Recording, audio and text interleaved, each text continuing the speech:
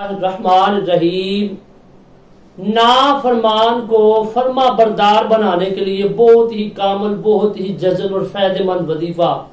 اکثر وہ عورتیں جو کہتی ہیں کہ میری اولاد نافرمان ہے، اکثر وہ عورتیں جو کہتی ہیں کہ ہمارے بچے بہت ہی زیادہ ضد کرتے ہیں، چاہے وہ چھوٹے بچے ہوں چاہے وہ بڑے ہوں، ان کو فرما بردار بنانے کے لیے بہت ہی کامل، بہت ہی فائدہ مند اور بہت ہی پاورفل وظیفہ۔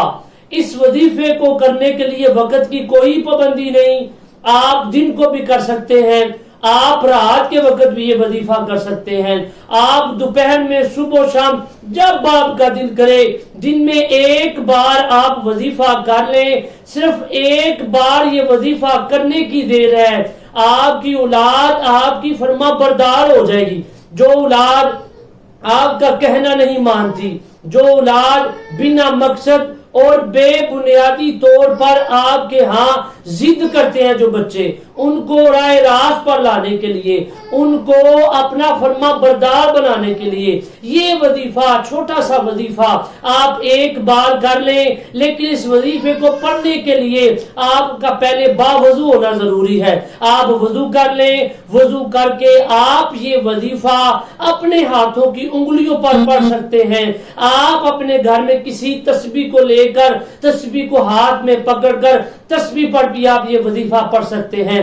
وظیفہ کوئی مشکل نہیں، بڑا ہی آسان وظیفہ، بہت ہی چھوٹا اور بہت ہی مختصر سا یہ وظیفہ آپ ایک بار پڑھ لیں، انشاءاللہ آپ کی نافرمان اولاد آپ کی فرما بردار ہو جائے گی۔ اب اگر آپ میرے یوٹیوب کے چینل پہ نہیں آئے ہیں تو میرے چینل کو ضرور سبسکرائب کر لیں اور بیل آئیکن کے بٹن کو ضرور دبا دیں تاکہ میری آنے والی مزید اچھی ویڈیوز اور معلومات آپ تک بآسانی پہنچ سکے۔